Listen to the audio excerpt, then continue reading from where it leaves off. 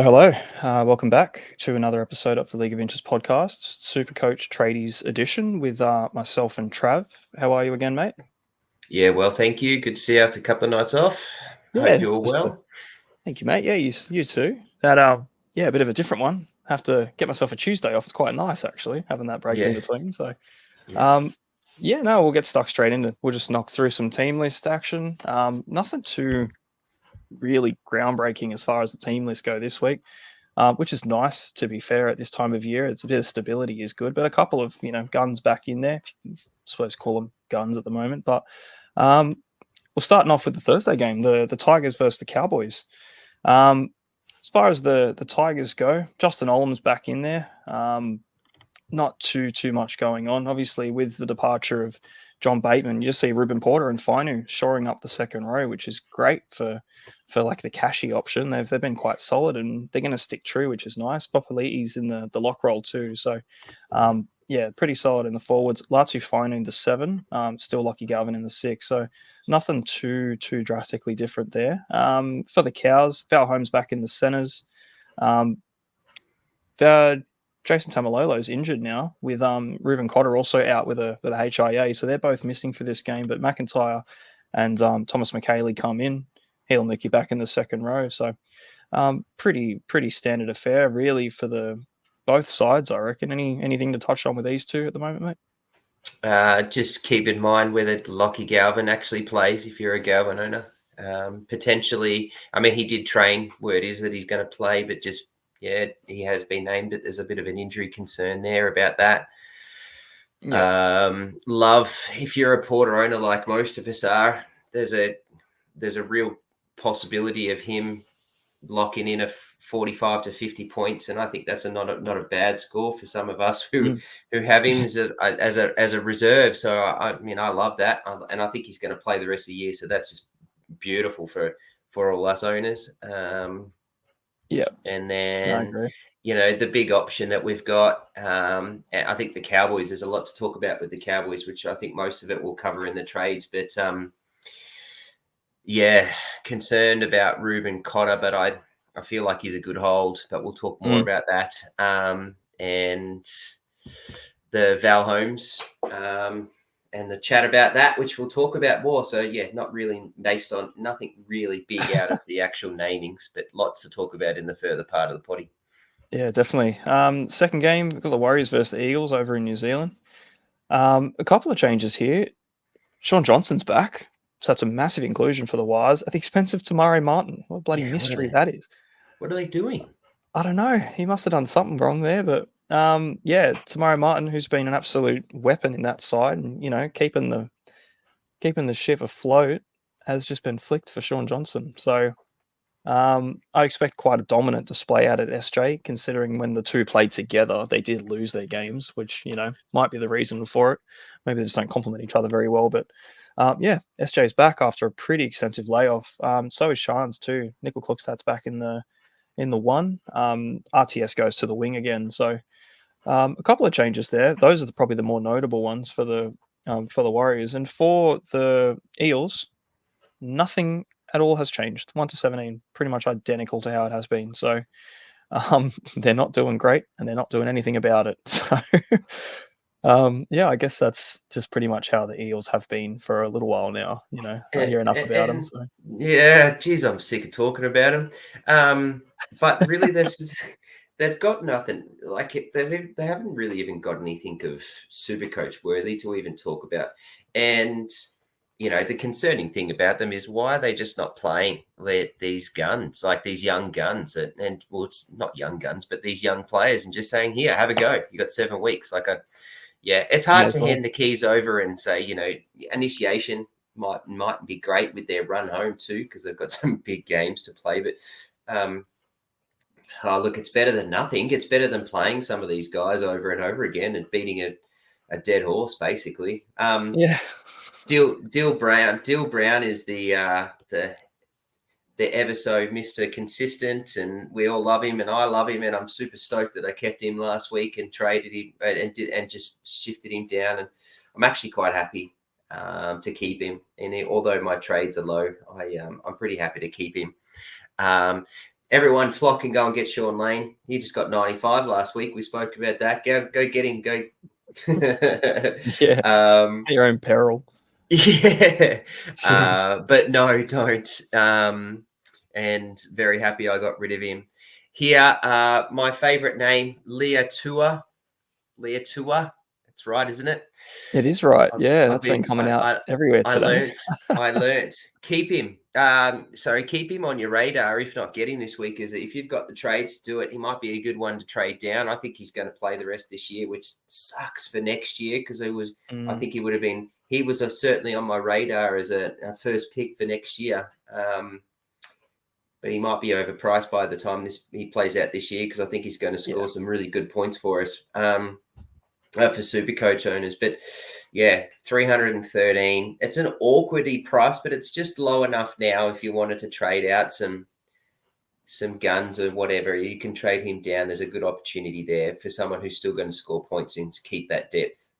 Yeah, definitely. I picked him up in both my draft leagues last night, so just got to decide whether I play him this week too, because it's not exactly a necessity, but yeah, definite appeal out there, especially in this matchup too, at home against the Eels. Like, it doesn't get much better. Is the question, and we spent way too long on this game, but is the question, you have to get rid of Blaze Talangi now that he said he's not playing there anymore, or he's not playing there next year? He's signed on. You have to get rid of him because surely they don't play him. What's the point? Yeah, there's no point playing him there. Oh, he'll definitely. I think he'll play out the year. Like, I don't think he's going to just not play anymore. Yeah, I don't see why not. I don't think they've really got any other option, to be fair. Yeah, that's true. Who else is going to sit in the centres? Like, they're already strapped for any they sort only of got 20 odd players left, eh? I think. Yeah, they don't even have heard, that. So, yeah, it's just thin pickings for them, and I don't think they've got the depth to really pick and choose who they want to play there. But yeah, I think he's a trade out either way. Going to the next game over in Perth. This one, there you go, all the way out that way, miles away. Dolphins versus the Roosters. So for these two, Wayne Bennett has named an unchanged 17. Bet lost. Yeah, exactly. So there's a trend going on. To be fair, it's a decent side, so I can't really knock them. It's just they just fell off. So for the Finns, nothing massive, but for the Roosters, something massive here coming on. Hello, Joe Manu's back. I really like that, to be fair. I think, it's a broken hand. If it's not broken anymore, he's back. So I really don't mind it. Outside of that, nothing too notable. So anything on these two, mate? Yeah. Oh, look, there'll be a big chat coming up, but I think Jermaine Asako is a good option to trade out and look at that Antipod option, which we'll talk further about. I'm just concerned with him and where he's playing. He's on the wrong edge. Katoa likes going the other way. Bostock's being his target and has repped the benefits of it. Bostock's doing what bloody Isako did last year. So, yeah, there's that. I'm a happy Max Plath owner now that he's named back into his he's been named at hooker again. Still, I'm a really happy Max Plath owner and quite happy to have that. And he's a really good hold, and I'll keep hold of him, and I'll actually play him this week, I think, against the Roosters. And Manu's one that we'll talk about a little bit more in depth, but yeah, actually, we'll probably just. I don't think any based off TLTs is that nothing really we need to talk about. It's all going to come up in the trade option. Yep. Alrighty, into the next game, another Queensland derby. Bloody hell, feels like there's one almost every week. Titans versus Broncos. So for the Titans side, yeah, it looks pretty much the exact same as it was last week. Again, so nothing too much changing over here as well. Jermaine Jolliffe is on the extended, and so is AJ Brimson. So these two might get a late call in. I'd expect, if they can, Jolliffe would be an incredible addition because before he got injured quite a while ago, he was really, really good for them. But yeah, whatever they're doing with Brimson, just keep sticking him down there in the 18th. It's just like, extended. It's just like, come on, if he's fit, surely you name him. Like, enough of the games now at this point. But for the Broncos, Corey Oates comes onto the wing for Cobbo, who's been a naughty boy. We won't talk about that. And Piakura returns as well for Kobe Hetherington to go onto the bench. So been a little bit off for them, but man, worrying signs for the Broncos. They can't buy a win. Well, they don't really deserve to even buy No, to get a win. Really, they haven't been playing well enough. no, not at all. Yeah, like, and there's not really much to talk about. I'm falling more and more off Payne Haas as they continue to keep losing, as to whether he continues to keep playing out the rest this year, and even if he does, and look, he's a dude with a great heart, and he plays with really good morals, I think, and the way he goes about things and what he does and his effort that he puts in. But surely there's a bit where he goes, I've had a gutful this year, and I'm just not going to quite pick that line. I'm not going to make that last ditch effort to get the ball on the run. So I'm falling off Payne Haas as they continue to keep playing so rubbish. Like, they have been playing so rubbish. Yeah, it's just not worth it. And in terms of the Titans, I love JC. I love JC. God, so he's good. I love him. And I think the way he has played now, even with AJ Brimson being put into the reserves, I don't think there's any concern. I don't think if you're a JC and should you worry about it. The only concern would be that if you're still holding on Keeney, who's been decent with his 60s that he's put up the last couple of weeks, is the only worry that you'd have. Yeah, pretty much. I think JC's kind of cemented himself as like the 5'8" option from now on, I would imagine. Even when the fixtures get a little bit tougher for him, he just seems to be on the end of everything. But yeah, the Brimson thing's really directly affecting Keeney more than anyone else.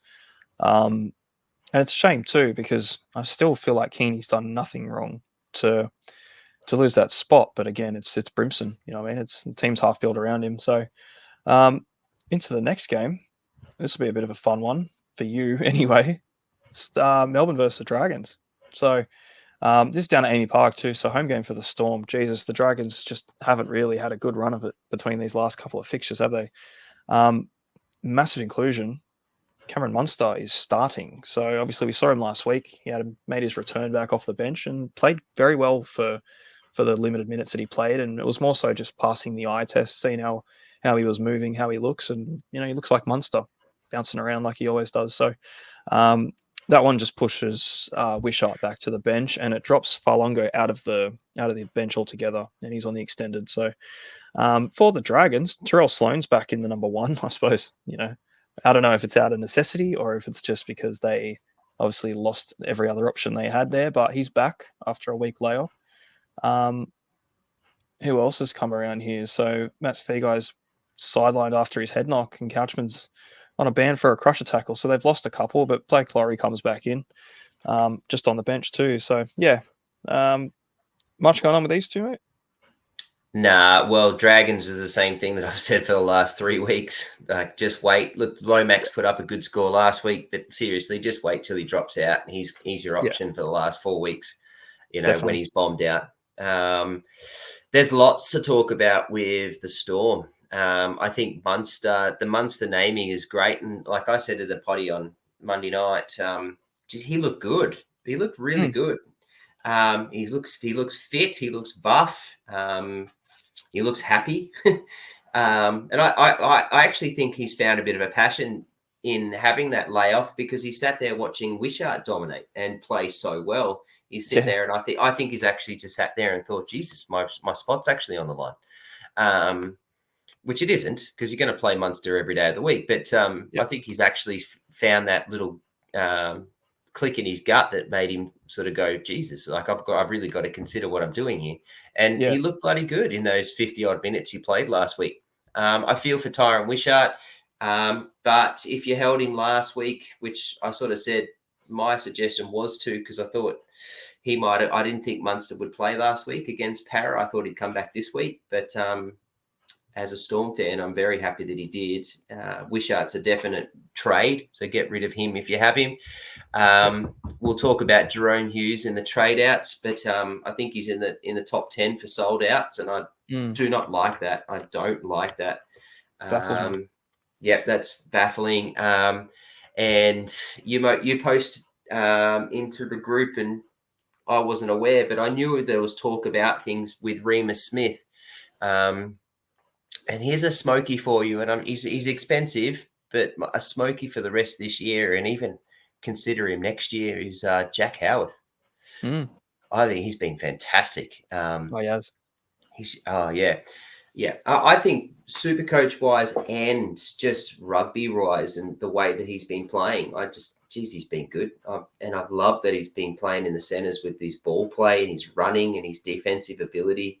Yeah, God, he's just shored up that edge that was really concerning for me when with Coates and the like. So yeah, very, very good opportunity there to make a bit of a pod play, because I think Howarth is a good option. Yeah, well, Howarth has been that guy for the last couple of years, I suppose, been touted by everyone to be the big thing. And obviously, Melbourne thought it too when they decided to give him that contract. But unfortunately, just didn't see him for a while. And now that we finally have, it's really good science. He's a freaking good little player, man. He looks great. Same as Grant Anderson too. Like these guys come out of really nowhere and just have really impressed. It's just the Um, standard mentality, though, isn't it? That the Storm are renowned for. It's next man up, do your yeah, job, definitely. come on in, Well, and look I what think Bellamy instills confidence too in that thing of the next man up. So you play your role, next man up, and I'll play you again. So I think yeah. that's the one thing that I think Bellamy really values. And I don't think he ever talks about that, but I reckon he actually does. I reckon he sits there on his board and has that next man up. Play your role, play well. I'll play you again.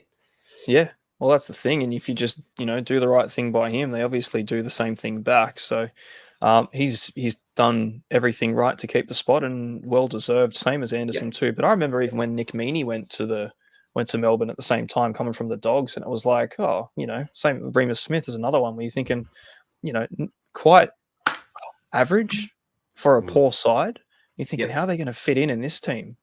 Um, but obviously, Melbourne's not going to sign him for no reason. Like they see more than we do with our pretty standard basic eyes. They go, okay, there's something deeper here, and they can turn it on. They become great players when they play for Melbourne. So yeah, quality sides just do that. Unfortunately, when I look over at the Dragons, considering they are on the other side of this matchup, it's just not a lot of the same, and it's yeah, yeah.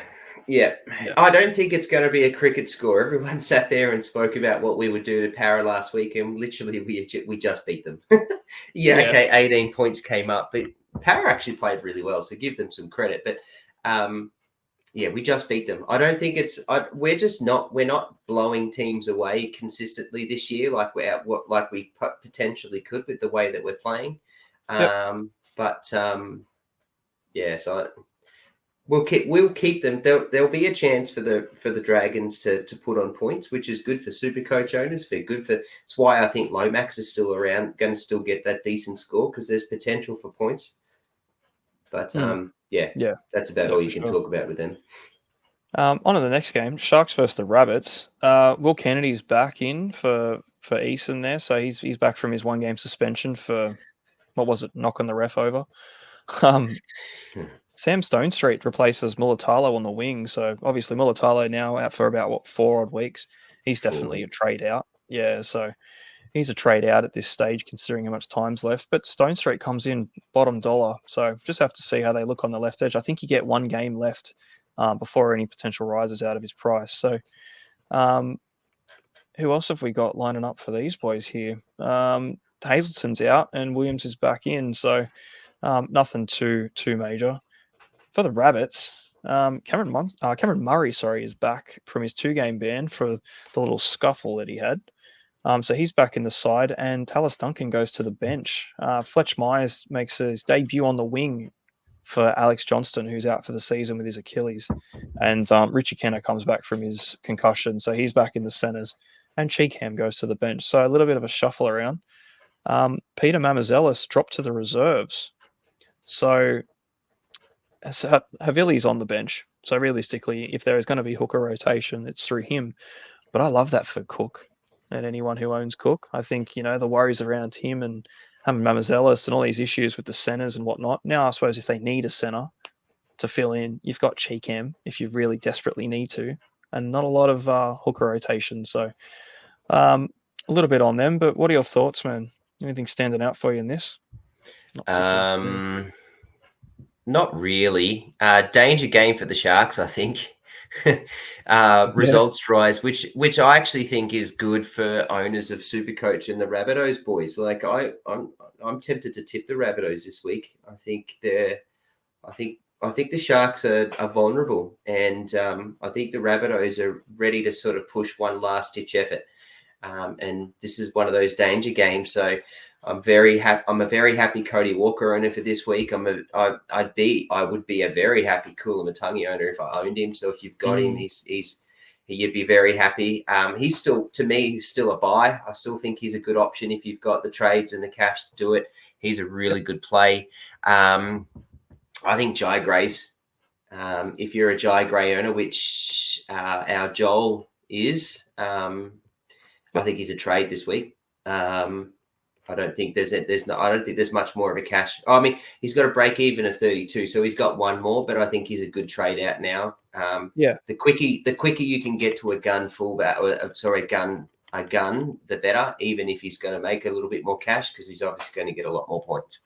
And points are king at this point. Yep. No, I agree. On to the next one. The Penrith Panthers versus the Newcastle Knights. I'm very keen for this game because I just like seeing massive scorelines, and I think there was going to be one potentially with this team. So Fisher Harris is out with a groin injury, unfortunately for them, and it brings Lindsay Smith into the side and Matt Eisenhuth onto the bench. So man, they've just got talent when they need to bring it up. So they're both very solid. Dylan Edwards and Dane Laurie are both out, so we see another debut here at the fullback. So Isaiah Yongi makes his debut in the one, which I'm actually quite keen for. I had a look at his reserve stats numbers and seeing how well he did there and what he was posting up, because I did actually get him in one of my main draft leagues as a fullback this week because I just don't have one. And bloody hell, he's impressive. I know reserve grade's a little bit different, but you're talking like 90s, tons, almost every other game. Like there's some potential here. So he's got a lot of attacking outlet to him. So I'm very interested to see how he fares up, especially against, an opposition fullback in Ponga. For the rest of the side, though, they pretty much remain unchanged. For the Knights, coming off the bye last week, so Ponga's back. Great to see. Almost time to get him in, everyone. It's 1 week away if you're patient, or not, you could do it this week. But Fletcher Sharp's on the wing, so any Fletcher Sharp holders out there, I suppose there's a bit of reprieve if you're going into it with like Turbo as your main fullback, and you had to get out of jail there. So that's worked out quite well. In the halves, you see Phoenix Crossland start. Jackson Hastings has been dropped, and it puts Jaden Brayley in starting position for the 9 too. So not too much else changing outside of that, but Dylan Lucas back again into the centres. That's another big one for the Supercoach side of things. But anything there, man? I'm not really interested in anything in the Knights this week, basically just because they're playing Penrith. I said that last week. I said it on Monday. I'm not interested. I am watching Caleb Ponga with a magnifying glass though, because I really want him. And I really hope that he gets, he bombs out with another 50 or so and drops a crap load more cash, and I can look at getting around 650K, which would be absolutely delicious. So, yeah, watching him with a very fine-tooth comb. Look, I was a Fletcher Sharp owner until last week, and I happily got him to Nathan Cleary. So I scored 174 points off that. So I'm winning with that, so I don't even care that he's playing this week. Yep. Supercoach wise as well for the Panthers, I'm a little concerned, but not overly, about my number one pod, Brian To'o. I think the Cleary effect kind of hurt him, but I think because he got moved back to the left, and I think that's and Cleary's only played his couple of games. I think that'll pick up, and I foresee at least a try, if not two, for To'o this week against pretty weakened edges on the Knights as well. But Yep. I am gonna give the Knights a little bit more credit and listen to our man Jezza, because he said that this game is a bit of a danger game for the Penrith as a Knights fan. So I'm pretty keen to see that, which gives me a little bit of hope for those that for being an owner of Marzu and whether I play him this weekend or not. Yeah, I'm on the same boat with Marzu as well. Like Marzu's got the great base. Obviously, he's had a quiet year, but last season and the last few games in general, he's been bloody solid as. So in a hard game, you can kind of get away with it anyway. Like I'm pretty confident in playing him, but at the same time, if I've got to sit anyone this week, I'm pretty sure it's him, especially with the matchup they've got. But I suppose we can get into that in a minute anyway when it comes to the trades. For the last game of the week, we've got the Bulldogs and the Raiders. So I'm actually stoked for this one because I'll be there. So it'd be good to see this one play out. But Connor Tracy in the one, absolute weapon last week. We'll see if he can continue it. Get Carraz back on the wing. So Blake Wilson drops out. So does Skelton because Stephen Crichton and Josh Adokar are back. So this is a very strong looking Bulldogs backline. Pretty much as strong as it could possibly get, I would imagine. The rest of the team for the Dogs looks pretty much the exact same. For the Raiders, I think it is the exact same too. They've gone out with the exact same 17 as well. So a lot of consistency about these two. But yeah, just the Dogs getting back into it. So look, this will be a good one. I think Doggies are fighting for everything at the moment. I think their position on the ladders, it's up in arms. They could go even higher than where they are. I think they've locked the 8 in, but they're pushing even further. And if they can do that, it'd be a bloody miracle considering where they've been in recent times. But look, the Raiders have been impressive. You put Jamal Fogarty back in that side, and all of a sudden they look competitive again. So, yeah, very keen to see how this one plays out. Any thoughts, man, before we get into the trades? Zero interest in the Raiders again. That's rinse and repeat for me with that. No, absolutely nothing. There's a few things with the Bulldogs. Hello, Jacob Carraz again. God is a gun. Yeah, we say it every week. I think every podcast talks about how good bloody Jacob Carraz is. I am definitely going to make sure that look, I've already got a whiteboard and I've already got my Supercoach team list, my Supercoach team for 2025 written out. And I bet you can guess who my number one pick was. Is it him?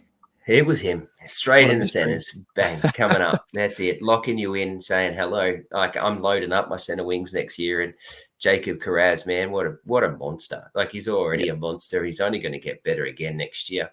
Did I see people trading in Connor Tracy this week? I'm pretty sure I looked at the Supercoach app today and saw a handful of people, a bunch of people bringing in Connor Tracy.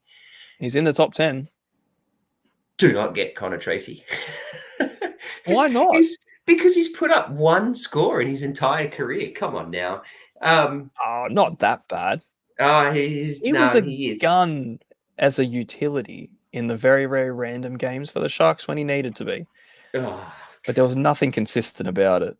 And do not buy Connor Tracy. It's all it is, and we've said this every week for some of these anomalies. I said this about bloody Trindle, but then he went and got an 80, but there was a different play. It is purely chasing points. All you're doing, you can't buy points from last week. You're not getting it this week. Don't buy Connor Tracy unless you've still got 10 trades. And if you've got 10 trades, I'd love to know where you're sitting in your ranks. Don't buy him. And here I've got one that I just love, and I've actually got onto him from you and have wanted it. But Matt Burton is a really good option, I think, for the run home. Yeah, I think so too. The thing that comes up with Matt Burton is now that he's about 570, for 600k you can get Munster, and I love that. I do, but I don't, because I know that Munster's going to. It's risk and reward, right? And Munster's going to blow up and get a big score at some point, and you'd like to hope that you own him. But he's also just going to push out 40s and 50s and get through games. This week is just going to try and get through the game and push up some stuff and push up what's going. They've got the top two locked in, so he doesn't need to go out hard. So really, he's just trying to get himself match fit and body hard, ready for the finals. So I don't like it. I also have a feeling that Munster is a very easy rest option for a week. Yeah, and yes, he's been injured, but he can still go and practice and stay warm and all sorts of things and not go and get beat up in a game. So I think he's Yeah. a good option for a rest. So I like it because it screams reward, and I love Munster. But yeah, I would much rather Matt Burton, who's at 575, at 577, and the Bulldogs are fighting for an top 8 spot. So he's got to play well. The whole team's got to play well. So I much Yeah. rather that option. Yeah, no, it's entirely fair too. Like their run is really good. They don't have any buys. He's still cheaper. He's dual. It's Matt Burton. Like, what's not to Yeah. like? So, Yeah, that's hasn't right. had a And very super friendly game in the past, Supercoach wise, but this Dogs team looks great, and yeah, they'll be fighting for it from this point on to the end of the year. I think given the every game for mentality them is side, important. Every massive. game is going Yeah. to be important for him, and that's to me why you pick Burton over Munster. Hey, and then just a bit of an NRL gripe. Why is there no late Sunday game? I've loved the last few weeks with the late Sunday games. Sitting there with a couple of Sunday frothies and Oh, it is good. watching the NRL at 6:15, 6:30. Like I've loved that. So I'm really Yeah. disappointed. No, it has been actually pretty good. Like I'm going to be at this game. It's 4 o'clock on a Sunday. I'm going to take my little one there too. So it'll be a first game that she's ever gone to. Shame it's not a Roosters game, but my brother-in-law's a big doggy supporter, so we're all going to go up as a family, which is a bit of fun. Or maybe just me and him, the niece and my little one. So it'll be the four and some mates heading around. But like at least it's not too late. It's still going to be a reasonable hour for us to see a game and get home, which is fair. But um, yeah, no, it'll be a good one too. And I think it's just I suppose it's a bit refreshing after years and years of just being whipping boys. Like they look good. They genuinely look good, and um, I'd never really had too much of a soft spot for the Dogs in the past. I'd never really had too much of a thought and care for them, but I don't know, like this playing group that they've got, they kind of just they make you want to support them a bit. So um, we'll just rip straight into some of these trades. There's a lot of popular trades happening this week. The most notable, obviously, is the trade out of Terrell May. And the trade in of Payne Haas. So you mentioned earlier that you weren't very fond about getting Payne Haas in at the moment. Um, Obviously, yeah, I've started to sort of soften on him. I've gone a little bit colder. I just look, mm, yeah, it's hard to explain. I have started to go a bit cold on him because I just think the Broncos are playing so bad, and they're basically out of the finals contention. So they're one more game out of it. I feel like once they know that they're not going to play, I think that's going to be not play finals. That's going to be shattering because they were so close last year to winning it. They played yeah, so well and got so close to winning that grand final last week, and it was only a Nathan Cleary late game masterclass that won it for Penrith. So I think what's going to happen is once they really realise, which I think after this week potentially, so I reckon Titans might get up for that. oh Um, yeah, I think so too. To run that in. um, I just So I'm softening. I'm softening on the Broncos and I'm softening on Haas. Gunn, he's a freak. I love him, and I'm not sold on that anymore. Mm. I think even still with with the Broncos side that's getting a bit beaten up here and there. They can't seem to find themselves with a win, but when they're under the pump, they're going to need to be given these big time players big time minutes. Obviously, if they lose this game, I think they are out, or they might be one loss away from mathematically being out entirely. So, and that's where you'd imagine that they would start to rotate and rest some of these guys because everything that they do from that point on is just, they're just coming out there and getting a paycheck. But I don't know. I just feel like Haas, at the end of the day, he can't put up a bad game. You know what I mean? Like, I don't think he's got that sort of, I'm just going to go out and just plod along and, make one or two hit ups here and there. Like, I think at the end of the day, like, Payne Haas is an elite front rower. He's the best in the comp in his position. And when you have that kind of quality, the same as Carrigan too, like, I don't think these guys are just going to go out there and be lazy. I just don't see it from them, even when they are getting belted. But again, they're one game away from being completely irrelevant. So I think don't understate the mental toll that they'll have to take, being first of all the Brisbane Broncos, so their reputation is huge, and that they were so close to winning the grand final last year, and the mental toll on them not making the finals this year will be huge. And don't understate that. Now, that may not happen, and that's just a hunch for me. Look, I still think getting Payne Haas is a good option. I'm just a bit cold on it, and I'm a bit wary of it. And so I don't think I'd do it. I wouldn't do it. I don't hold any grudges to anyone doing it because he's that good.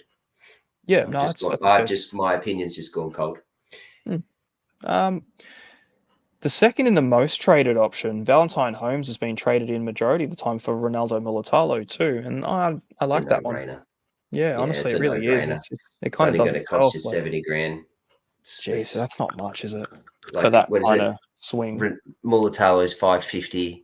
Val Holmes is $615. So it's basically going to cost you $70,000. Like, yeah, that's a no-brainer to me. I think even with the bye, even with the couple of games at the end of the year, but remembering that one of those games at the end of the year is the Storm, which they're very, very clearly going to rest, I think was that game that they're all talking about. So, don't say that that's going to be I don't think you can put the Storm game up there in Townsville as a tough game for them.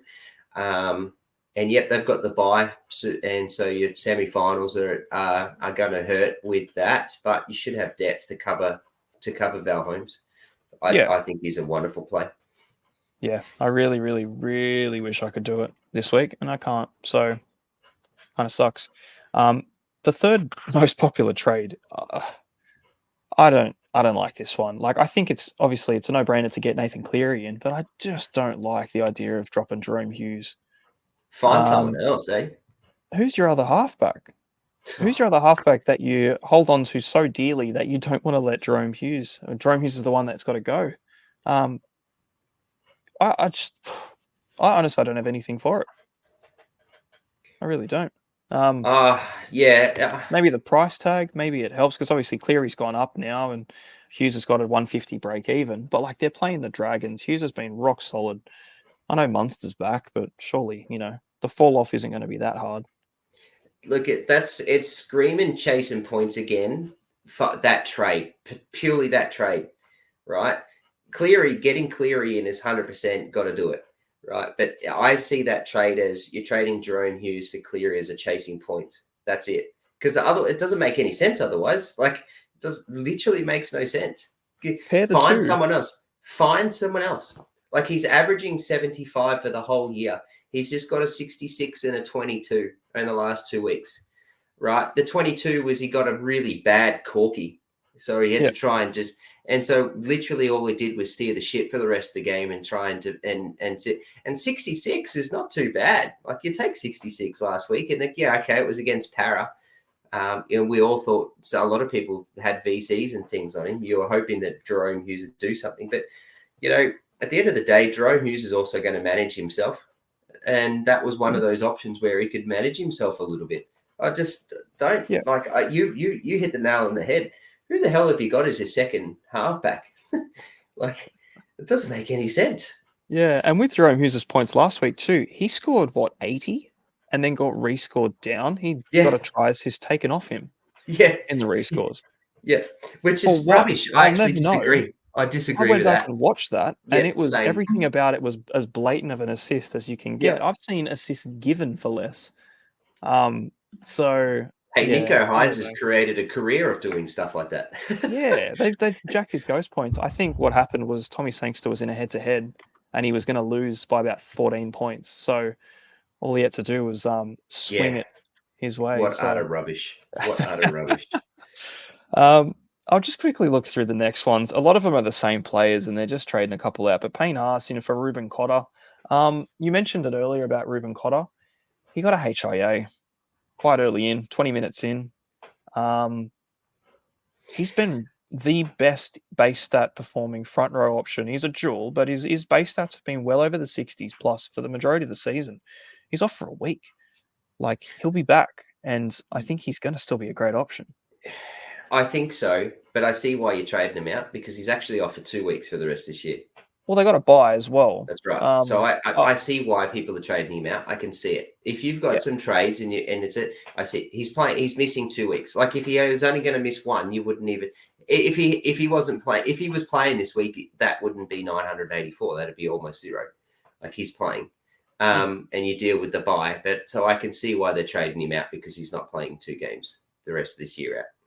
Yeah, the majority trade in from the Ruben Cotter move is to get in Payne Haas, and like I understand, getting Payne Haas, it's going to be great.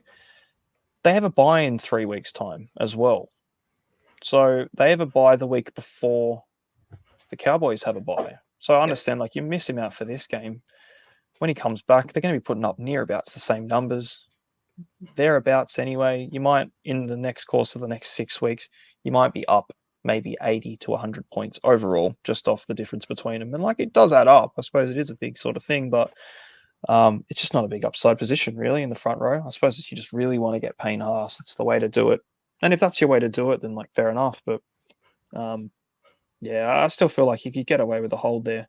Mulatalo to Casey McLean's a popular one too, just for a bit of cash. And it's a bit of an easy one too. If you're going to have to go down to anyone, I don't mind McLean still. He's still a great price, great option. Um, Looking down Agreed. further, yeah, Terrell May going out to Fanua Blake as a popular option. What are your thoughts there on Fanua Blake at the moment? He's had a couple of massive games again, and it looks like he's sort of turned himself around as far as point scoring goes. He's sort of hit a bit of form. Yep, certainly has. I mean, he's been scoring pretty well for the year, so like, Yeah, and he's just put been a up few some weeks. decent stats. And then he's had a couple of big games this last couple of weeks. Well, he's actually had 3 pretty decent games. Like I'd take a 69 against the Bulldogs 3 weeks ago, Yep. 103 and 95.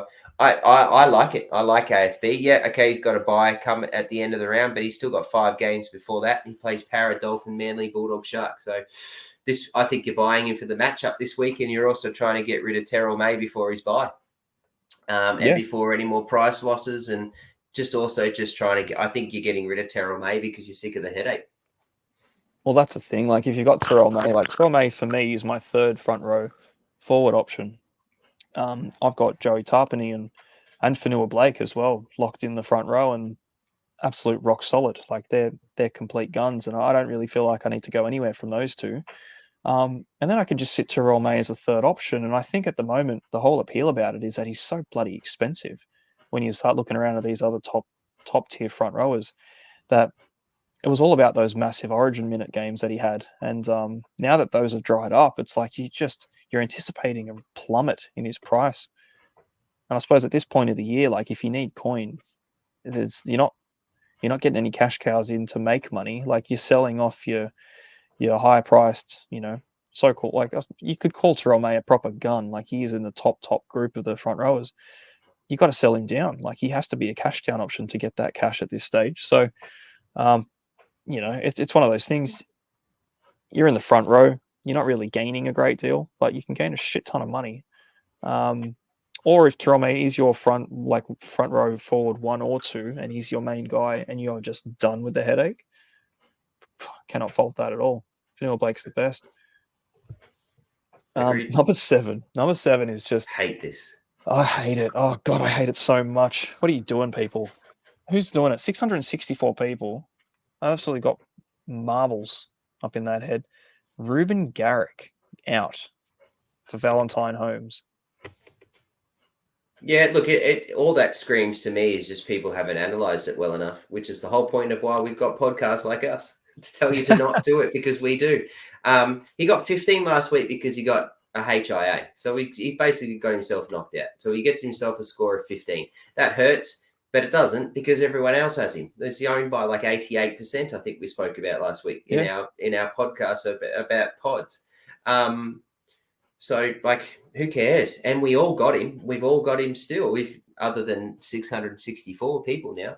And they're on a buy. Knowing that he had the buy this week, so like he's going to be off anyways. So Yeah. yeah, I don't see it. Look, I like your thoughts on bringing in Val Holmes, but find another way than him. It's the same as trying to trade out. To me, it's the same thing as Hughes to Cleary.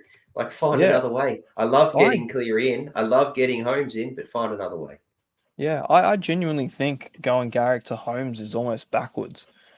in a way. Just looking at the way, like, okay, they get their bye out the way. The Cowboys have a bye coming up soon anyway. And I would much rather have Manly for the run home at this stage than the Cowboys. Manly, they both have a lot to fight for. I think Manly's position on the ladder is a bit better, and they probably have a bit more of a chance than the Cows do. But their run is so soft. Like, I saw that and I sort of just double took and thought, Jesus, I didn't expect to see Garrick in the most traded out there. But Tyrrell May down to Jacob Carraz, Mulatalo out for Jacob Carraz. Get Jacob Carraz at all stakes. Get him in. Yep. It's the Yep. best. No matter what you got to do, find a way. And Blaze Talungi and Casey McLean. That was a move that I told Joel to do. Was it last week?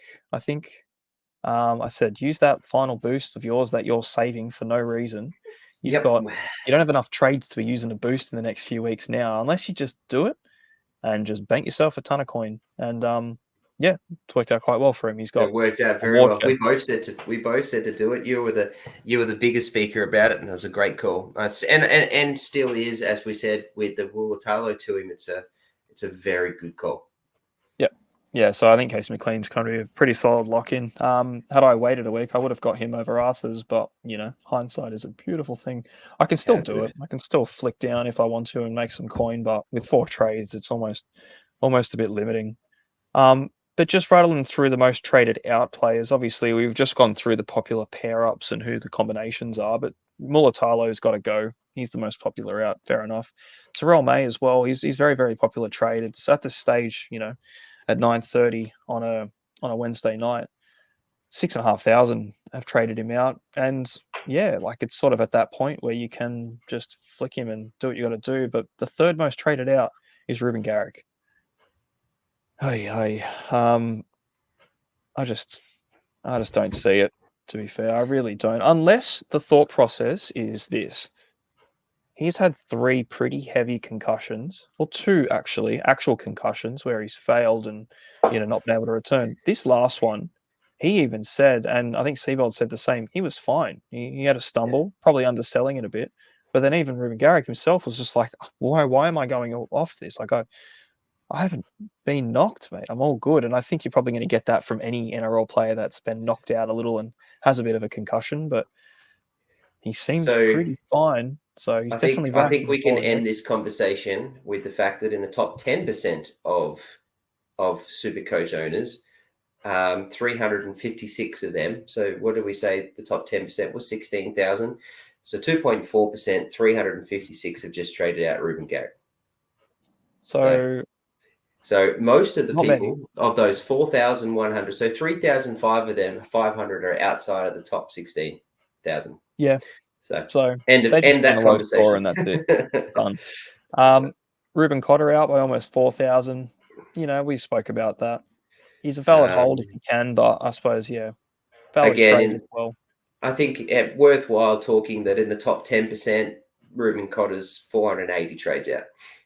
Okay, so again, these aren't massive stakes in the top group, but even still, I'd imagine the trades in the top pack probably are quite thin at the same time. So, Blaze Talungi, number 5, definite trade. Jacob Gagai. Yep, agreed. I think Jacob Gagai as well with the break even that he's got at the moment. It's what is it, 125. Yep. He's well, I wouldn't say he's peaked. He peaked last week, but he's a worthy trade out too. Like these guys have made you some solid coin, and you may as Yep. well reap the benefits. Tyron Wishart, number 7, 648k. He's made a mozza. He's made $409,000 since he started off this season, and yeah, very And very comfortable flick over. So, Jeezy showed your 5'8" and halfback if you were lucky enough to have done it. I didn't, but I did say I did say to you that he's an option way back when, and just never did it myself. But yeah, I was the exact same. I think um, Gold did do it. So no, yeah, he's a good trade out now. He's gone back to his utility role. I love Tyron Wishart in that utility role, but he's now not going to be that 80-minute player. See you later. yep. It's a bit of a shame too for both of my draft sides that have used him all season so far and been loving it. Jerome Hughes, number 8. God, man, same thing as Ruben Garrick. I'd love to see how many people in the top 10% have traded Jerome Hughes out. Not even in the top 10. So under Yeah, so 315. minimal. Alex Johnson, he's out for the season, so he's got to go as well. And No-brainer. Tamari Martin being dropped is a very surprising one for the Warriors. I don't know if it's going to be one of those things where they lose a couple and they decide to bring him back in. But But either even way, then, at this point of the season, it's sort of like, what are you going to do? You're going to play the waiting game in case he comes back. He's 572K. It's a lot of money. You can do a lot with that. You can go, if he's in your 5'8", you can go straight to Burton very, very easily for 5K. It's a fair up trade. For 15, 20, you can go up if you're playing a riskier game to Munster. You've got so many options. From a Tamari Martin too, like you start talking about Cameron Munster or Matt Burton, it's like, when do you usually ever put those three in the same category? But he's been fantastic this year, and it's a bit of a mind boggle. I agree. I love the trade out. It's a good option if you're trading him out. He's done well for you. He's made 209K. He's scored some decent points for you, so he's a good trade out. Good price. Yep, he just dropped 63,000. So that kind of hurts, but it is what it is. And look, he's not playing this week. No real word as to whether he plays again at all. But if he does happen to come back next week, he's got to buy in 3 weeks after that. So, like I see the two matches at minimum that he's missing. It's a good trade out. Definitely, yeah, he's a very good option if you've got dual halves as well that you can get if you don't have Cleary or any of these other boys. But for the most, and he's priced at good prices for a fullback too. So he's yeah. If you wanted to just take the risk on Ponga, get him. Exactly right. He's only he's less than 100K off Ponga. Pappy's 615, so like that's another 45K up. So nothing to it. So yeah, plenty of places to go from Tamari Martin at the moment, which is nice. For the third week in a row, the most traded in play is Nathan Cleary. So at this stage, I reckon almost 100% of the entire game from 0 to 100% is going to have him soon, and rightfully so. He's the best captain option too this week. But yeah. So Nathan Cleary in the top 10% is 5th ranked in the list at 668 players. So 668 of you who are still somehow in the top 10 because you didn't have Nathan Cleary up until now has just missed out on 279 points. In 2 weeks, it's insane. Well, at least we got on when we did, I suppose. Yep. It's a week late, but not that late, really, thinking about it. Payne Haas, number 2, 8,000 people. Yeah, look, the bandwagon for Payne Haas it's valid. Like he's the best there is, and at the same stage when Terrell May sort of run his course, if you started the season and said, I'm going to flick Terrell May to Payne Haas, you're thinking, how the hell are you going to make that happen? But here we are, 22 weeks later. So took a little while, but very valid. A lot of people in the top 10% are getting him. He's 21.3%, 3,118 are getting him in the top 10%. So look, clearly not everyone has the same concerns as me, and rightfully so. I'm just analysing something in my own opinion, but he's still a really good option, and a lot of people are going to get him and should. Yep. Yeah, definitely. For 680K, like I really like that price for Payne Haas as well. Even if he just hits it every week, I think it's still pretty good. Val Holmes, number 3, so 615.9K against the Tigers. Bloody hell, it's a good matchup. It is at Leichhardt. I think last time they played at Leichhardt, they got absolutely flogged. The Cows, 66-6, was it? Was that at Leichhardt? Yeah, it was. And then the return game, the backup game for the Cows playing the Tigers up in Townsville was like 70 to something, almost 70-0. It was a complete backflip. But when they touched up the Warriors, that's right. So look, I really like the Val Holmes play. I really wish I could do it. I'm $300 short, as I mentioned the other night, from Azarko with the amount of coin that I've got, with 4 trades left. So I'm, fighting my demons. I think, do I use my last, half the trades that I've got left just to get him in or not? But if you can, definitely do it. I think there's plenty of options this week to get a Val Holmes in with the amount of players out that you could probably afford to go from, especially with Mulatalo and the like. So I really like that. And then just to add another perspective, being we're sort of on a bit of a pod trajectory for the rest of this year to talk about, so we could get these ranks up. But 10%, top 10%, 1,912 at the moment. have traded him in. 1,000 in the top 10%. 1,912. 912, so almost 2,000. So I suppose, like, out of the 5,800, that's a fair hefty whack at the top 10 that's got him. Realistically, thinking about the other group that you were looking with. So yeah, a lot of the top ranked teams are flocking about Holmes, and it's like fair enough. He's pretty much the highest, next to Karaz. He'd be one of the highest scoring centre wings of the year so far. Has a lot of 50s in his game though this season. Bit out of the ordinary for him. Still averages 70. Yep. For the year somehow with the amount of low games. He's averaging 75. So he'll just put up a ton here and there. And then, yeah, so going back in his scores, 104 last week, obviously massive. 44 the week before that, 47, 72, 52. Had a big game, 136, but then it was 49, 56, 59. So, they're not bad by any means. His kicking game obviously keeps him up there too. The fact that he's kicking goals, it's always going to keep his floor quite high. But yeah, he's just been in pretty average, mediocre form for his standards. And now that there's talks about the Cows wanting to let him go or shopping him, do you think that does anything for the rest of the year, points-wise, for him? No, not at all, because they're still fighting for finals. Yeah. So, no, not at all. Fair. And, I mean, yeah. He's going to want to test his market too, so he's going to want to put it on if he is going to go.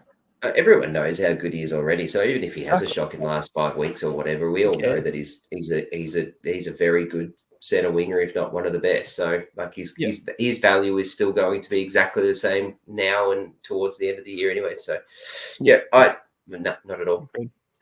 Jacob Kraz, number 4. No brainer. This is a very Jacob Kraz friendly podcast, everyone. So we all love him here. He can do no wrong. And I think 10%, 10.8%, 1,579 in the top 10 are getting him this week. So he's going to be very well owned. Yeah. Yeah, I don't think he's really been too heavy of a pot option regardless this season, but he's a bloody good player to have. So number 5, Casey McLean, 270.3k. Look, man, 270k, great value. Yeah, my favorite and the best cash cow option to take. So for any opportunity that you can, if you need to get some cash to make the most of your next few trades to get through the rest of this year, that's your option. I think that's good. And he's a playable option. Like he got a try last week for the 54. That's a good playable option. And he plays for Penrith, who are going to put points on the board. So exactly right. And out on the left edge too, which is so far this season been quite poor and quiet. They don't really seem to get a lot of love out that way. So yeah, great option there. Number 6, Adam Fanua-Blake. A lot of front rowers in this group. Pretty popular. Not a very big position in general, but I suppose everyone's just trying to shore it all up now at this stage. So Fanua-Blake, I think it's a good trade. If you don't have him already, number 7. 597 in the top 10 with him this week. Yeah. His ownership this season has been very high though. Yeah. Like majority of the year too. I don't think really anyone kind of got off him at some stage either. I don't remember seeing too many people on like the heavy trade outs for Fanua-Blake. I think once you have him, you kind of just lock him in. But yeah, his ownership's just freaking keeps on climbing, doesn't it? Surprising one. I can't say I hate it, but Ryan Papenhuyzen, number 7 for the most traded ins. Obviously coming off a pretty decent game, 94 points. 615k against the Dragons. Like it's a great matchup for him. I reckon it's probably one of the best fullback matchups of the rounds this week. Would you be looking at trading in Papenhuyzen if you were, because fullback's such a big position. Like you can only get 2. Obviously Ponga's on the way through soon. Turbo's been killing it the last 2. Tedesco, like there's plenty of guns out there. Is Pap the direction you'd be going now at this stage? Yes. Yeah, I really like that option if you're bringing him in. He's not in the top 10 for the top 10%. So less than 322 are bringing him in this week. But so that either tells you that lots already own him or are going elsewhere. I really like it. Like there's other than I think he's already been identified as the round 26 buy. So you're just going to have to navigate that extra buy that he's going to have because of the resting. Sorry, I used the word buy. The resting. So you just got to navigate that. But yeah, I really like it. And he looked good. He looked okay. I did say on the pod on Monday that I feel like he's lost a bit of his step. And I'm a bit concerned with the major surgery that he's going to need and what he's going with with his body, about what he's got to do in the preseason. But yeah, I think it's a good option if you are bringing him, but in the top 10%, he's not coming in. Yeah, so like obviously I've got him. I've been vocal about it. Very happy about it. Love him as a player. To think where he's come from, like obviously when you look at that run that he made where Dylan Brown chased him down, mate, this guy, I don't even know how he's still got a leg left after what he went through. He still put the Jets on. Like he's still going to outrun, the regular man. And Dylan Brown is rapid too. I think that kind of gets a little bit forgotten, thinking about it in general when you talk about like the speed runners of the league. Dylan Brown is rapid. He is so fast. So, he's done it a couple of times this year. He's run from the other side of the field, and like obviously Paps, he's just a road runner. Like that's his whole game. So he hasn't had the opportunity since he's been back, I reckon, to really set it on. Like he hasn't really. How many breaks has he had where he's got to run the whole field since he's been back from this injury? Probably a handful. Oh, you're all frozen up. I'll just move on to the next one. I'll see if you bump back into the frame there. Cameron Munster, number 8 in the most traded in. So I really like this trade. I'm not too sure if you're in the same boat, but look, my team name's the Cameron Dumpsters. I think at some stage I kind of have to get him in just for the namesake. But he's he's 603.8k. Again, same as Pappenhausen. He's coming up against the Dragons. I think the matchup is very nice for him. I think obviously if he is going to come back with a bang, it's going to be against the Dragons, conveniently enough. But 149 break even, it's definitely something you do not have to rush in for. But the risky play is there to be taken. I really don't mind it, but I still think at the end of it, you might be able to pick up Munster for closer to 500 next week, depending on how he goes. And if Munster falls into it for 500k or even 550, I'm like, that's almost too much to ignore. Yeah, like I don't hate the people bringing him in. I prefer the Burton buy, but yeah, I don't hate the risk option of bringing in Cam Munster there. Yeah, I think if you've got very little to play for, and like us, really, I suppose it's a pod even play. It's a hell of a pod play. He's got barely any ownership because, well, rightfully so, he hasn't been there for the half the year. But yeah, look, I think you kind of get on him now this week or next. I think he's probably best off to wait a week, but you may miss out on some valuable points if he does put them up. And that's the thing that you've pretty much made the point every week in the last couple is points are king right now. You want points more than anything else. If you can afford it, and 600 is not expensive. Like he's not much more than Lockie Galvin. Like it's just an easy swap. You can go Lockie Galvin and Cameron Munster. He was the dearest, the dearest 5'8" in the game to start the year, next to Dylan Brown for literally a 204k bottom dollar cheapie. And they've lined up like this. Like that's how often do you get that opportunity? So, look, I've got barely any trades left, and if I'm going to use one of my 4, I'm really tempted to get Munster in just to run at home and pot it up, see how he goes. Well, I don't think he's going to be too heavily owned. I like that. Like I like the plays for pod moves. Yep, love it. I like that. If you're doing that, you're doing it as a pod play. That's an opportunity for you to put on 50, 60 points more than what some of these other guys are getting, which is obviously a really good and really easy way to climb the ranks. So yeah, I like it. I like the Munster move, but I'm concerned, and I would, in my opinion, highly recommend you do the Burton trade. But yep, I don't mind it. I don't mind. Well, that's the thing. I've got Garvin. I'm very happy with Garvin. Even still, I still like the Tigers draw. I think I know he didn't finish the game out and had this injury, but he's trained and everything's looking right for him. The ownership through 5/8, everyone flocks to the ones that they want, and that makes sense. Like Jaden Campbell, I think a lot missed out on him, and he got priced out quite quickly. They're still quite heavily owned. Dylan Brown obviously is very heavily owned, and I got off him. I just don't think at this stage, with everything that happened with Munster, with his groin injury and how bad he looked when he re-aggravated it, I just don't think the risk is worth it for majority of the coaches out there, especially with limited trades. But again, the reward can be paid off. Like he put up 148 this year earlier on, or something, 138, massive, massive score amidst all the little ones amongst them. But yeah, I like Yep, his game. I 148 round 8 versus 148 round 8 versus Souths. He put up 92 round 6 against Bulldogs. So that's his two big scores this year.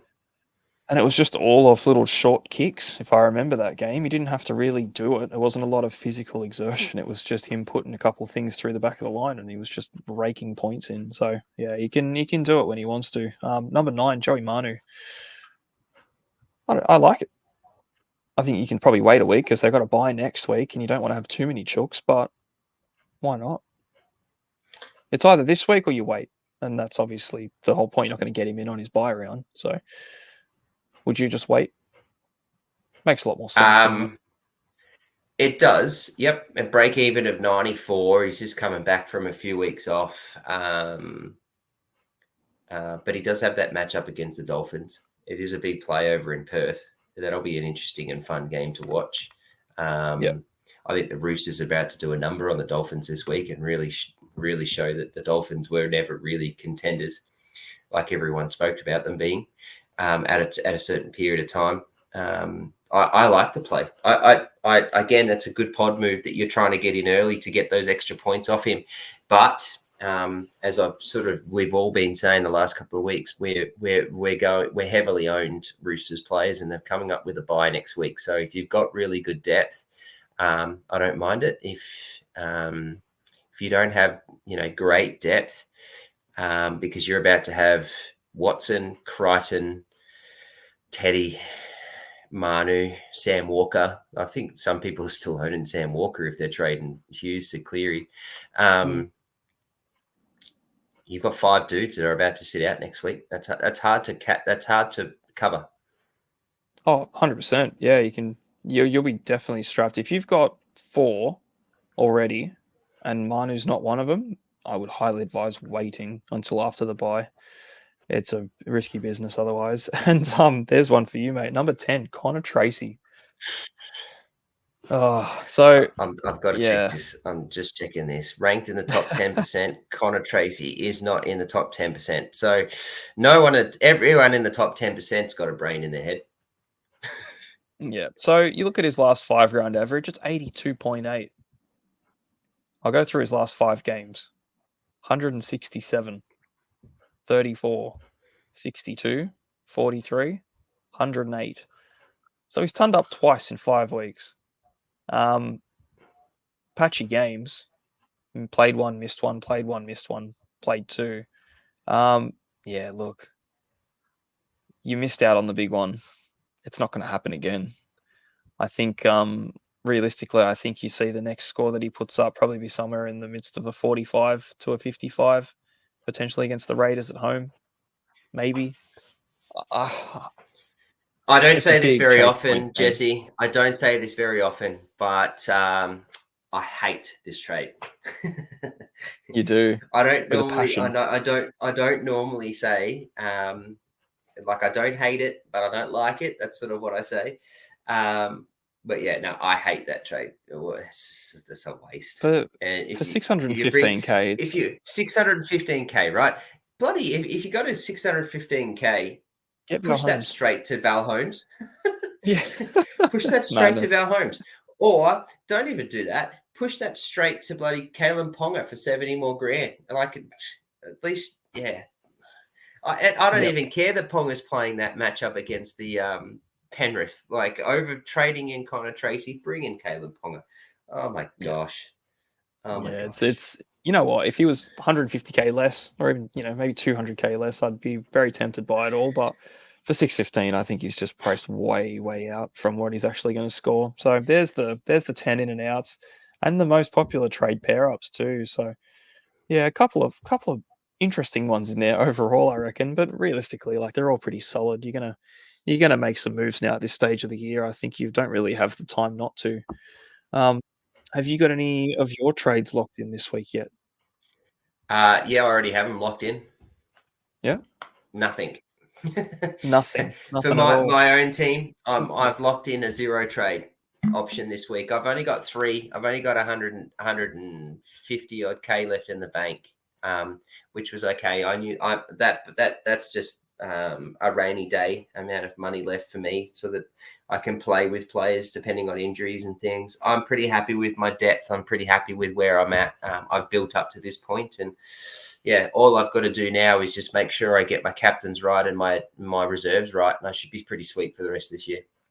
So I Yeah. am So not making a trade here at all. who are you actually sitting and starting? Sorry, out of that one, considering you've actually got quite a solid bench and a lot of depth in your side too. So no trade week is definitely warranted. Um, we haven't really done any sort of So sit v starts yet, but interested to see. no, well, let's help out everyone then. And hey, if you've got a sit v start question, send us some messages and message the group or message on the post to the link for this, and I'll come through and when I get a chance, answer some questions that you've got with the sit v starts, and I'm sure you'll do the same, Jesse. Um, 100%. with so my R's at the moment are sitting on Hughes at halfback, D Brown in the 5'8", Plath 2RF, and I've actually currently got it on McLean. I've got JC in my fullback and Turbo, so I can't play Turbo because he's on the bye. Mhm. I am not. I have a feeling I might change to Marzu, so McLean to Marzu. I'm definitely playing Brown. I'm definitely going to play Hughes. I'm definitely going to do Plath. Um, and then my other option that I'm deciding on is to whether I go Robson, but I think I might sit off that one at this point in time. So yeah, Hmm, but I think Robson's a good play for a reserve. But yeah, Plath at the moment, Hughes, Brown, and McLean. solid.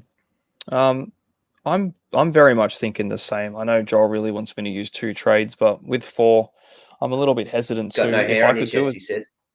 yeah, he did. He hasn't seen it. Um, I really wanted to do the Azarko to Holmes move, but can't be done.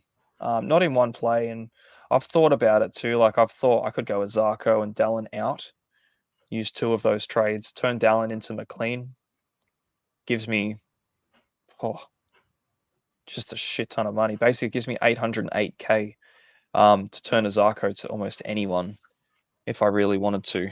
I can't afford Toto.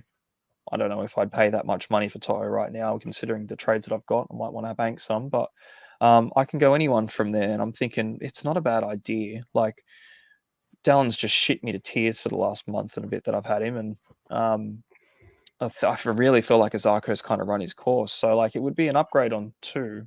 If you, oh, honestly, I'd consider McLean an upgrade on Dallin at this stage. Um, but I just don't know which center wing it would be.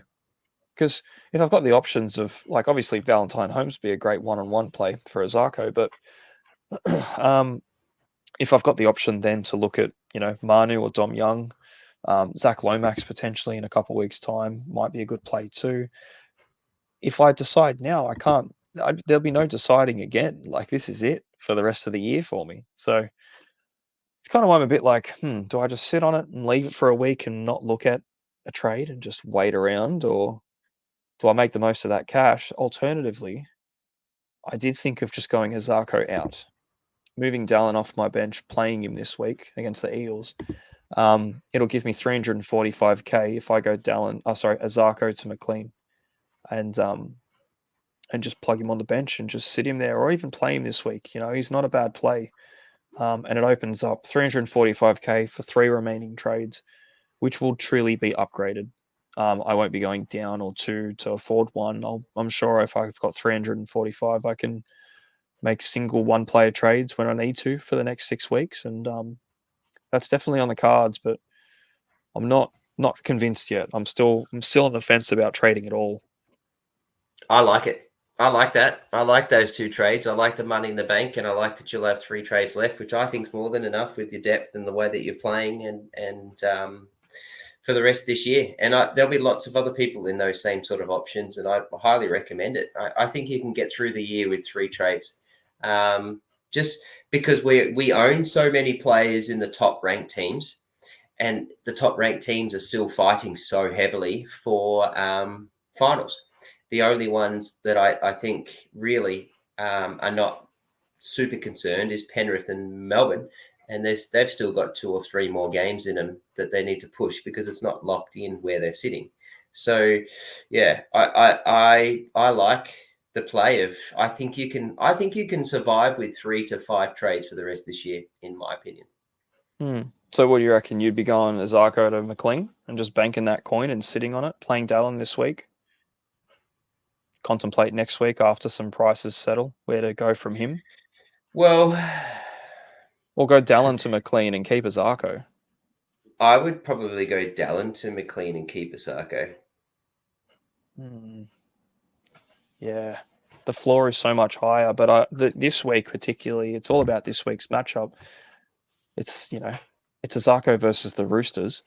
Yeah, With Manu back. I just don't like the way DWZ's been playing. Really, I think he's pretty So lucky with lazy. that 70 last week. So lazy. He just does not want to play. He doesn't want to get involved. You watch him, Yeah, you look at Karaz, the ultimate effort player who wants every single ball on every single play and he wants to make runs and offload and look to do it. Look at Dallin and he can't be bothered. no, yeah, Oh, yeah. I hate it. Gets wind strung with his mullet. Yeah, just bouncing around. So it's either that, it's one of the two out for McLean and just sit on some coin because I still want to look forward to going Pap to Ponga potentially, and I don't think I'll need a great deal to do it, providing Ponga loses a bit. I might want to consider a Galvin to Munster play as well, which again won't cost me a lot. So there's 2 of my 4 trades between those 2 boys. 3 if I've got to drop someone to make that cash, and then I'll have 1 trade left, and it's like, God, I hope I don't have an injury to anyone notable, especially not a hooker, because I don't have a backup. Yeah. So that would be the worst possible thing ever, running the last month without a hooker. Yeah. So yeah, things to consider, stuff to think on, but I've got another night to do it. Captaincy though, I'm pretty sure it's an easy one. It's a bit of a no-brainer, isn't it? Are you thinking what I'm thinking, B1?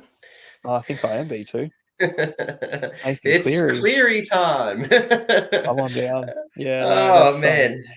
God, you can't not. You Well, can't not. it's a no-brainer. It's a Sunday afternoon. It's against the Knights. It's at Bluebet. Yeah, that's a no-brainer. As a Yep. captain, I'll give you some options that I've thought about with the VCs. I think Val Holmes or Drinkwater is a good VC option against the Tigers tomorrow night. The Tigers are ugly, and the Cowboys started to play some good footy, and I think those 2 are on for a couple of tries at least between them, and lots of meters. My next VC option that I really like is AFB against Paris D side. So I just think AFB is just going to run amok against that Para team at home. Got a bit of confidence after the last few weeks. He's going to VC AFB every single week, aren't you? Yeah, It I pays think so. off. Honestly, it's When been he paying off. plays, man, I contemplated keeping him last week at 105, and then when he dropped to 95, I was like, "Yep, not keeping him." But that's an easy one. But, Not that one. geez, I contemplated that. But my other VC option that I really like is Teddy against the Dolphins on Friday night as well. Yep, it's huge. Yep, and then captain options. Look, there's a couple of captain options, but I mean, you just can't go past Cleary. I think just set Cleary with the C and play with your VCs. And if one of those VCs, I think the real question is what's the VC score got to get for you to loop it, knowing that Cleary knowing that Cleary's about to go and play the Knights at Yeah, home. well, a 124 out of Teddy last week seemed like enough to consider, and then And you know you're what? 50 Like points off, that 50 that points what yeah, short of. but 124 from Teddy is a good captain score. Like it's Yeah, a I'd be stoked with that. If I captain yep, him and not Cleary, and obviously yep, before the game, I'm thinking, shit, I've won here. I've done the right thing. yep.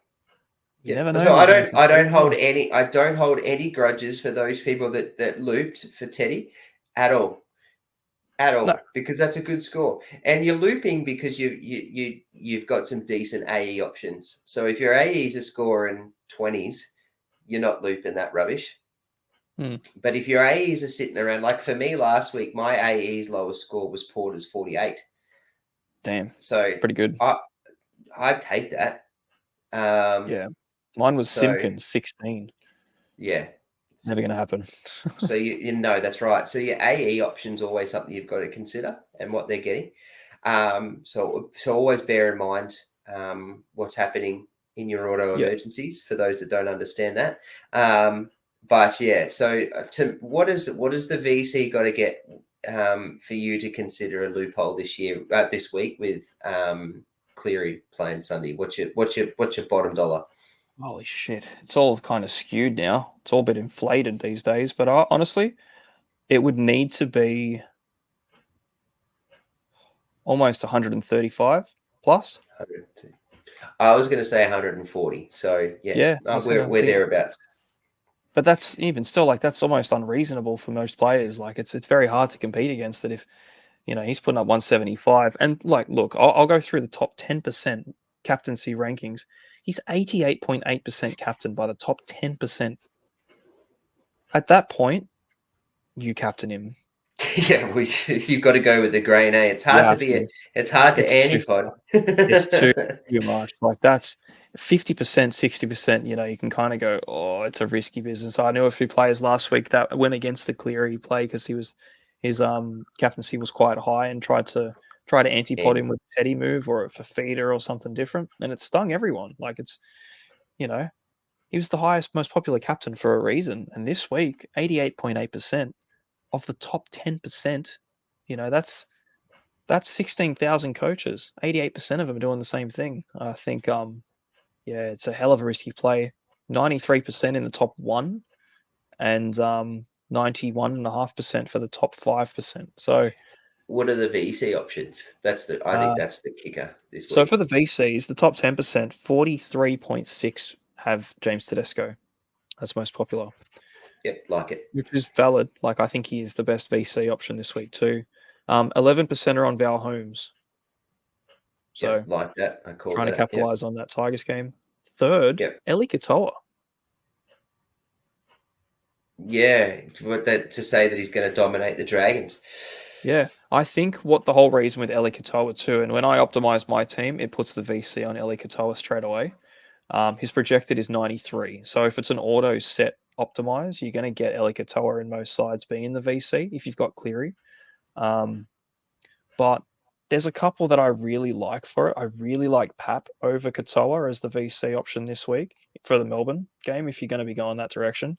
Um, Look, I'll always tend to back the fullback more than a second rower most weeks if I'm going to be going for upside, but I really like him.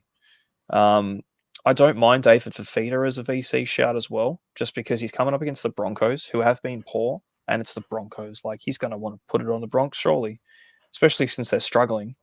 Um, why wouldn't you? And if you're playing even a riskier game like Jaden Campbell, like the Broncos have been conceding bucket loads of points, and he's been putting up tons for fun. So yeah, his VC option's 1.9%, zero point 0.4 for a captaincy, so no one's on that. Very little. It's so risky too. Like we're just Cleary's 88.8%. Like he's the sure thing. Do not deviate from that. The 11.2 that do. It's gonna be freaking hell, pretty risky trade. The next highest The 3.7. 11.2 may not have actually looked at their team. I'm just going to give them a little bit of leeway The and a bit of 11.2 credit. might not They may have not looked. have just looked yet. They haven't listened to the potties yet. They've been busy.